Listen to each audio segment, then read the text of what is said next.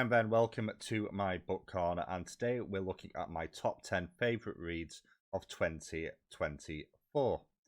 I've already done a list over on my community tab for books that just missed out on the top 10.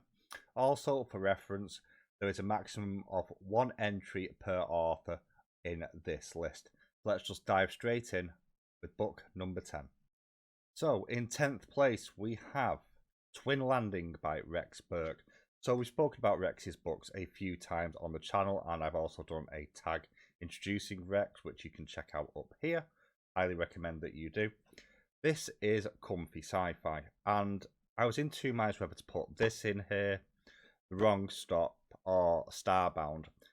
I've picked Twin Landing simply because it does something that a lot of books in trilogies don't do, and it's managed to avoid that middle book syndrome.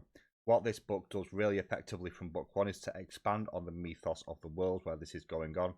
It has an interesting flip of character roles, especially for Jordan, in terms of his relationship with the teenagers that he was resuscitated and revived to look after. You have the stresses and strains of making planetfall on a new planet with Captain Juno Washington and some unexpected surprises that they have to deal with. And all the way along, this is very centered on the personal narrative of the characters. So the various teenagers, Jordan, Juno Washington, and as well the AI of Reeves. It's a great deal of fun. It's really worth checking out this series. So that is why Twin Landing comes in at number 10. At number 9, then, we have The Butcher and the Forest by Premi Mohammed. So I'm actually a little bit surprised this has ended up quite so far down the list, which says just how strong a year of reading I have had. I read this when it came out back in February. It is a short novella, and the best way to describe this is almost feels like one of the darker Grimm's fairy tales. It comes in 130-ish pages, and this is exactly the sort of folk fantasy that I like. It's dark, there's no clear definition between good and evil, everything's shades of grey. Dark magic, enchanted forests, corrupted rulers, so many things that you see in other fairy tales are going on here, and it is so well done, and it does pair really well with Premi's writing style as well. I sometimes struggle with some of Premi Mohammed's work just because of the style of writing in the longer works in particular, but it fits this book perfectly for me. This was a lot of fun. It was one of my highlights of February. That is The Butcher and the Forest by Premi Mohammed. In 8th place, we have a book that is very much here because of the audio work, and it's the only audio book on the list today. We have Gideon the Ninth by Tamsin Muir, and the audio was done by Carolyn Quirk. This is so good. The story is a relatively simple one. Our titular character of Gideon is acting as a knight-errant and protector for the reverend daughter of the Ninth House, Harahak Nona Gesimus, as she attempts to become an immortal lictor and the right hand of the god king of their empire, who is fighting an eternal war. This does an amazing job of mixing sci-fi and fantasy in a way that is actually really interesting, but what really sells this is the audio work. Gideon as a character is so full of sass and sarcasm, and they literally bleed through the performance here. Harahak is very much the aloof, snooty, smarter than everyone in the room, and every character gets their own voice and cadence, and that personality comes through as well. It's an outstanding audio production. I do recommend you do listen to this rather than read it. The story is good. The audio work is outstanding. Up next, we have a book that I enjoyed so much that I've actually bought the special edition for since. We have Bury Your Gaze by Chuck Tingle. This is a lot of fun. Like all of Chuck Tingle's books, there is an overriding message of you being valid and love conquers all in here. But this is a really smart take on the potential threats of AI and algorithmic content and how that pertains to the film industry specifically. And even the title itself does lean into the idea that certain minorities are quite often included within media productions just to say that they're represented before being brutally killed off. And you have an interesting take here of the show creator being pressured by the studio to change the series that's coming up, and otherwise they will get fired.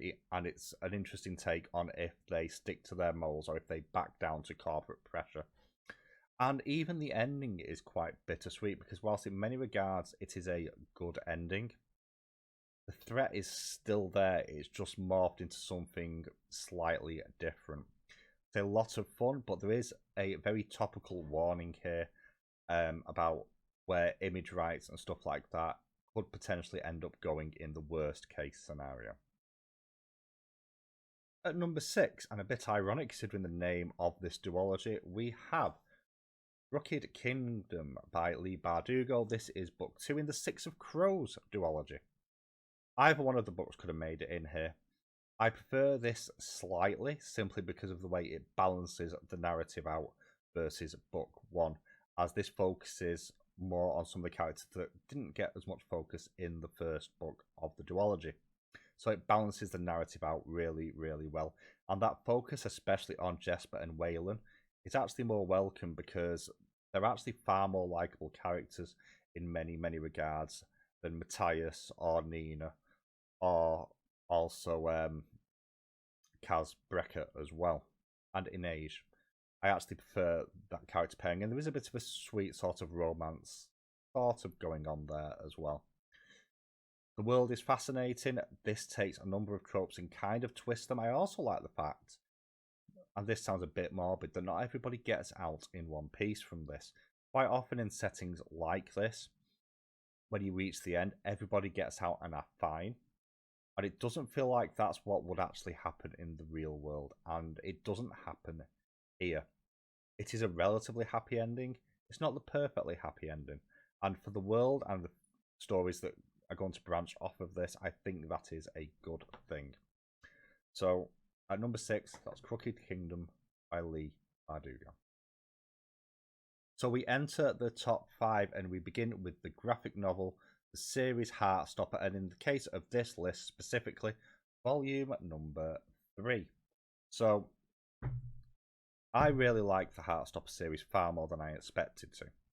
And I've picked number 3 because of the way it introduces some of the darker tones of the story, more specifically around mental health, exam stress, eating disorders, and how difficult it is to sometimes recognize these issues and communicate them to others as well, even if you do have that support network around you. And it gets this across in such a way that doesn't feel like it's beating you over the head, which is another thing that sometimes certain books can feel like they're doing. This is quite insidious in the way it deals with it, and I appreciate that because it feels like real life. The entire series is absolutely phenomenal. I do look forward to getting the final part when it is out, unless it's out already. I need to check that, but I'm on a book buying ban, so I can't buy yet anyway. But this for me is not necessarily my favourite. I think this is the strongest for me personally of the Heartstopper novels. That's volume 3 of Heartstopper by Alice Oseman. At number 4, we have a reread. It is Witches Abroad by Terry Pratchett. I love Pratchett's books. I've spoken about them on the channel before. My favourite author of all time. I actually didn't mean to pick this one up. I actually meant to pick up the first of the Witches books. And I kind of forgot about this one until I started reading it. Then certain things just came flooding back. I really like the twist for the villain of the piece. I really like how this shows Granny Weatheraxe and her own hostility to herself, and the fact that the actual twist at the end links into the sheer force of will and self-knowledge that Weatheraxe has for who she is as a person. There's no doubts in her mind about that, and that is foreshadowed really, really, really well throughout. I also like this as a takedown of stories in general, especially fairy stories. The fact you have these 3 witches fighting against a happy ending, and the sort of, and I'm going to paraphrase this, but the idea of you need to give people what they need, not what you think they want. You can't give people happy endings. They've got to earn them themselves. Is a really, really strong message that I think is important that we actually kind of listen to. in the general world. So that's number 4, Witches Abroad by Terry Pratchett. At number 3, we have another graphic novel, and this one really spoke to me. We have Flamer by Mike Curato. This is an absolute chunk of a graphic novel. It's one of the most challenged books in the US as well, so worth mentioning that here. And this is a book talking about some of the difficulties that young people in particular face growing up in terms of toxic mindsets, be that towards sexuality, gender, stereotypes, religious shame is brought up as well. The idea of bullying, especially within an all-male environment, and conditioning goes into this as well.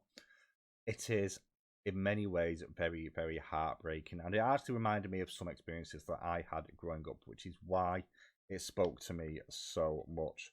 But there's one bit in here that I want to share straight away, and it stuck with me for the entirety of the year. And the main character goes to a church, basically, with the aim to unalive themselves, and they have almost like a spiritual epiphany or an intervention. And all it says is, even if all of them were to forsake you, you are enough. And, put it on screen there. The art style is quite rough and rudimentary, but it's the use of colour. A lot of it is black and white, but at certain high emotional moments, you have the flame and the fire and the oranges bleeding in, which really forces home these moments. Absolutely, for me, a must-read for anyone. That's Flamer by Mike Curato. At number 2, we have a book that really did blindside me. It's only 62 pages long. And it was definitely not the book I thought it was going to be. A Cup of Tea at the Mouth of Hell, or An Account of Catastrophe by Stroudmeyer McLeod Demon. 62 pages with the cover and the title. I did not expect this to be what it was, which is in many ways a look at the process of grief or mourning. And this is told from the point of view of the devil's kind of right-hand servant.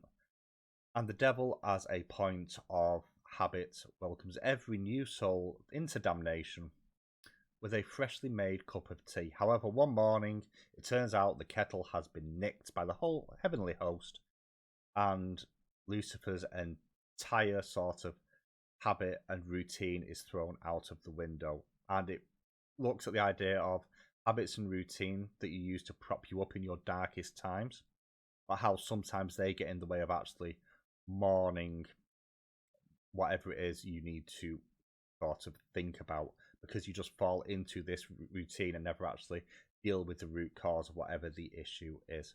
This is incredibly powerful.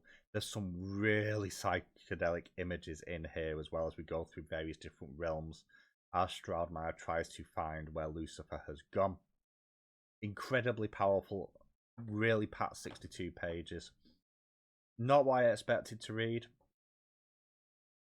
Possibly the most powerful book that I've read this year, though. That is A Cup of Tea at the Mouth of Hell by Luke Tarzian. Number 1 is probably not a surprise to anyone. It is Celestial Monsters by Aidan Thomas. But my favourite book of last year was book 1 in this duology, Sunbearer Trials. Celestial Monsters is just as good, if not better, in my personal opinion. I love the way that it takes these powerful defenders of people and kind of cuts away what they believed about themselves, and you have some really interesting character dynamics throughout the entire group. Not just with the main character of Teo, who continues to be kind of the underappreciated rock at the centre, but this feels less about Teo's journey, who kind of was never the most powerful, but more Nia and Aurelio, who have always been the protectors of the people, finding their new role. In Nia's case, not being able to save everybody, which has been very much her driving force, and that causes some conflict earlier on. And you see this beginning to crumble at her confidence. And Aurelio is that used to fighting with their twin sister, that they're trying to learn how to act on their own, and they're struggling with that. So you have this coming to terms with maybe you're not as powerful as you are, but also there's some interesting things in here around community as well. As the gods and the monsters are just swarming the cities, a few of the cities are doing better, And they're the cities that have had the idea of we're not here to protect you, you need to protect yourself, but we'll help, rather than these great protectors will save us. And the idea of how community can overcome nearly any issue is a really, really strong one. And not only that, but you have Zhao, who is the one that kind of betrayed their best friends to fetch their dad, inverted commas, back, who's one of the dark gods. Their journey as well, this sort of pit in their stomach as they realise what they've done in the name of trying to be accepted, and realise they're never going to be accepted because of what they've done, and trying to make amends is really, really powerful. And I like the fact that in many ways this ends on quite a mundane point of these people going off, and rather than being what their bloodline or their relatives said they were going to be, but they have their own futures ahead of them that they can pick. With Aurelio, for example, going to culinary school instead of being one of the heroes protecting the cities. Really powerful, really well done, and it's a perfect way to complete a duology in many ways, although for different reasons, the same way that Crooked Kingdom is. So there we go. That is my top 10 reads of 2024. Bit of a mixed list. A couple of surprises to me personally in there when I looked over my ratings for the year. But it's been a really, really good year of reading. What I would like to know is, what are the highlights for your reading year?